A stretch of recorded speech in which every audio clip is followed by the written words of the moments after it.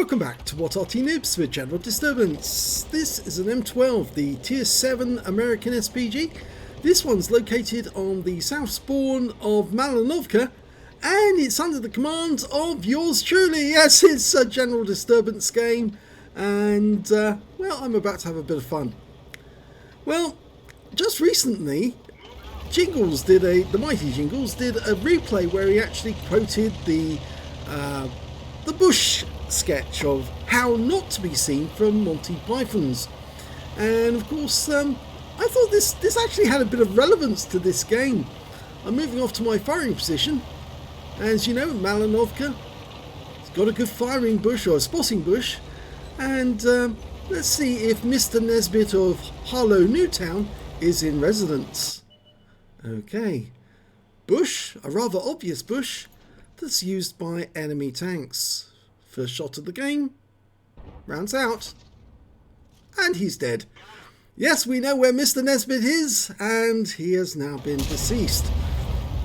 Yes, it's an old joke, but it's very, very funny. Yeah, you sit in an obvious bush, we will take you out the game. It's always worth a shot at the start of a Malinovka game, just to find out if somebody's silly enough to go and sit in that bush. Right, well, another pair of enemy tanks has made their way over to the west side of the south side of the map, and unfortunately the shell didn't hit the P-44 Pantera. It went to one side, but yes, he did get stunned, and they're starting to move from their position. But the T-52 suddenly realised, oops, there's rather a lot of enemy tanks shooting at me, I better hide behind that wreck. And the Pantera's coming up to join him. Rounds out, T-50 takes some damage, Pantera takes some damage, and they've both gone down. So we got some kills. Now what's next? I'm right up against the edge of the map here, and oh, next target's a KV2. He's making his way up the hill. I'm not loaded yet, but I will be very shortly. Leading shots, work out where to put the shell, and rounds out. Yes, that was how to be seen, not how not to be seen. Unfortunately, the KV2 was a bit obvious, and well, his battle was also rather short. Well, the next target's a T-34-85M, who's made a very bold move to try and get along the lakeside. I splash him for 120, and he's subsequently taken out the game by the tracking. Okay, up on top of the hill we've got a T-34-85M. Now he's trying not to be seen as well, and in doing so he's actually trying to hide behind the rocks. So he moves into position, but of course you have been seen, and now you've been hit. So he's obviously not a happy bunny at this moment. Next target, 65-ton AMX on his way up the hill. Stop for a moment to catch your breath, have a cup of tea. You know, just the usual things that Frenchmen do at this particular moment of the day. Lining him up for a shot, and he stops and goes forward. So he's managed to fox me, but he was stunned.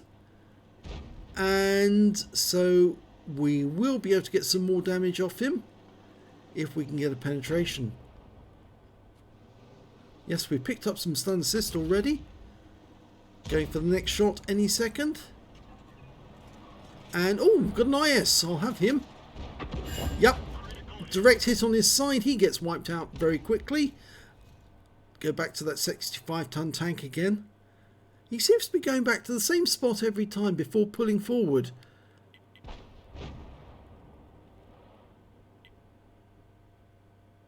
Oh, he's going a bit further back now. Oh, he doesn't like what he's seeing. So many tanks coming up behind him. Rounds out. Well, that one hit him in the side, 276, and he looks like he's about to die. Yes, he's gone. Now, the T-34-85M is still on that corner, but we see a defender and mark him as the next target. Looks like everyone's now following my cues. They're seeing the down arrows and they start attacking it. Now that shell overshot him, but the defender didn't last very long because there was concentrated fire on him. The T-34-85 pulling back. Looks like I'm not even going to get a shot on him again. We're doing rather well. In fact, I'm running out of targets to shoot at. There's a T-71 down in the field, but He's a long way away. No sighting of him now. He's gone behind some of the bushes. So I'm just going to have to wait until somebody finds a tank I can shoot at. Okay, we've got a Comet. He's right up against the edge of the map on the south side. Lead the target. Line him up, rounds out, and it was near, but not quite on him. It stunned him. He's right up against the edge of the map. And now he's starting to take damage, and my stun has yielded some damage out of it. Not a lot. Okay, we've got a Scorpion G in that corner, but I fire at the Comet. He's already gone. Okay, we've got a T-71DA making a run for it. It's just him and the Arty's left. Oh, he's making his way through the cap. Stops. Turns around and moves in a different direction. Oh, Arty's been spotted. Crusader SP. I'm dialing in on him, but he doesn't last very long either. And it looks now as if this battle is going to be over momentarily. I'm waiting and aiming in this general direction, hoping that somebody will be spotted. And there's the SU-14-1. And finally the T-71, last remaining enemy, and he dies very quickly. And so the game is over. So let's have a look at the end of battle stats for this one. Now, of course, this one was aided by the fact that, yes, I got that early kill. It's an Ace Tanker. It shows I haven't lost any of my old technique. A Bruise medal for getting at least 5 critical hits. I got 14, and a Confederate as well for hitting more of the enemy than anyone else on my team. At least 6 tanks subsequently taken out by others. My win rate from the game was 3-8-1-9. I thought it was a very quick battle. It was quite a fun one as well, because once I actually got those initial shots in, people seemed to be following the cues, and it was really working to direct the battle. So let's have a look at the team scores and we'll see where I was. I didn't get the highest damage in the game. In fact, the highest damage was actually done by the Barask, who got 2,638 hit points of damage. I only managed to get 2,281, and the next high scorer was the IS-6 with 1,915. He managed to get a Biscuichis in that game. When it came to kills, it was actually the IS-6 who did the best. He got 4 kills, 2 kills for the Barask, myself, the Scorpion G, and the 53 TP. Only one player on the enemy team managed to get 2 kills, and that was the Scorpion G.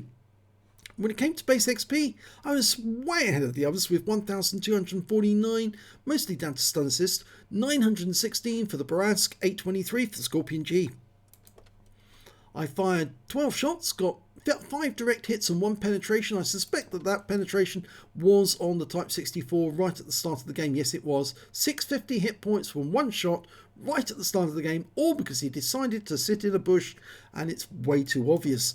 Okay, so 11 splashes, damage of 2,281 hit points, all of it at more than 300 meters, damaged 8 of the enemy, killed 2, so I got the Confederate, 205 hit points of damage assist, and 1,933 hit points of stun assist of 10 stuns. So a massive amount of stun assist from that game because I was directing them where to shoot. 54,465 credits from the game. And after ammunition reload, I actually took 41,025 credits profit and got 1 bond for the Confederate. 1,873 XP times 2 for the first victory, 1,873 again from personal reserves, took away 5,620 altogether. I think it goes without saying really, if you're on a Malinovka game and you don't fire at the spotting bushes, really you are missing out on XP, because there's always going to be somebody. It's like P.T. Barnum said, there's one born every minute, and it seems there's one born every minute to sit in the bush, and it's just too easy to get the kills that way. So don't sit in the bush if you can. Sit near it, but not in it to start with. And once people have actually finished off shooting at the bush, then you can go and sit in it, and it's perfectly safe. But yes, if you do go into the bush, you can expect to get hit on any battle with me. If you enjoyed that replay, please give this video a like and do subscribe to our channel, please. And thanks for watching.